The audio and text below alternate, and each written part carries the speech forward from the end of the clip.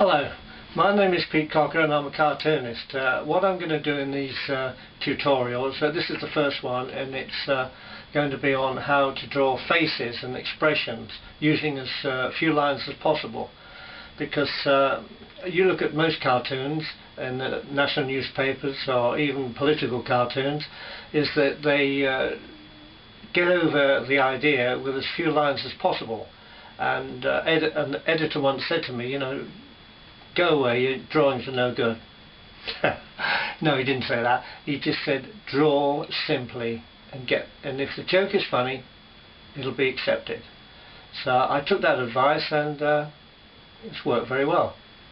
So anyway, I'll go over to the drawing board now and we'll start showing you how to get different expressions with using just bare minimum lines. Anyway, have fun, because that's what drawing's all about. Enjoy yourself. Thank you. Right, here we go. A nice clean sheet of paper, so we'll start off by drawing an egg. And then we'll add some hair on top, and nose, two little eggs for eyes, put the pupils in, and for the mouth we'll just draw a straight line across, or a curvy line, like that. The pen I'm using is a calligraphy pen, which you can buy in any art shop, and what I like about it is that you can get a thin line and a thick line depending on how you twist it when you add it to the paper. The shading is an ordinary felt tip coloured pen, which you can also buy in art shops, various colours. And for this demonstration I like using these two art materials because the ink's not running and you can draw very quickly. So there we are, that's the first face. So here we go. This time I'll draw 3 eggs which represent the heads, and then I'll add the nose, add the eyes, 2 little eggs. I always draw lines under the eyes because I always think it makes the drawing look more humorous. It gives it a bit of character. The mouth is downturned. He's obviously thinking to himself, oh gosh, I've forgotten something. He's pondering. Add the hair. There we go. And here's the next one. This time his eyes are all screwed up, denoting pain or a sudden shock. Someone's just dropped a brick on his head, or he's going ouch, someone's punched him. And the neck, and I always put shading under the neck because that gives it depth. There's the jacket there.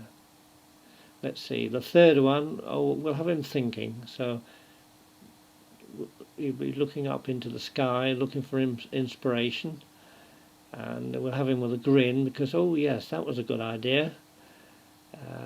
I'll use that on my next drawing. So I'll give him a bit of hair, and the neck, and there again, jacket. And we'll add some colour this time, and you don't need to add much colour. I'm using a felt tip pen here, just to the nose and around the cheeks and the neck there. There again, the eyes and the nose and ears, and then again the nose, shading under the eyes, side of the face, and like I said, shading on the neck. And as you see by looking at the 3 drawings, different expressions on each drawing, and yet the shading brings out the characters of each one and gives it more depth. So we'll go on to the third one now, third drawing. And on this third drawing, let's see, yes, we'll have another egg. We'll have a teenager wearing a baseball cap. He's wearing it back to front. I can never understand teenagers. Why do they wear their baseball caps back to front? I always thought the peak was there to keep the sun out of the eyes, but obviously teenagers think that the back of their neck is far more important. But there you go, the mysteries of teenagers. Now we'll have him doing something this time, or we'll add an arm down here, and we'll have him holding a little music player, because everyone seems to have got these little MP3 players these days. So that's what he'll be holding in his hand. That's the aerial, and we'll give his sweater some stripes, stripy pattern, and black shorts. And I know what we'll do. We'll make him slightly overweight, because he spends all his time listening to music and he doesn't go exercising. So we'll add the earphones, cable coming down, cable going in, there we are. Listen to his music. So what we'll do now is add a bit of colour. The same before, pink around the eyes and nose, shading just a little, arms, there we go, and we'll paint his sweater blue. So there we go. And when you notice when I'm doing the colour for the shirt, I'm not filling it completely in, just gives the indication of colour. Same with his baseball cap.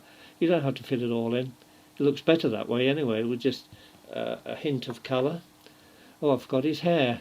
Add some hair there, and then we'll add 2 lines around his head to show that he's swaying to the music that he's listening to. And there we are, completed drawing.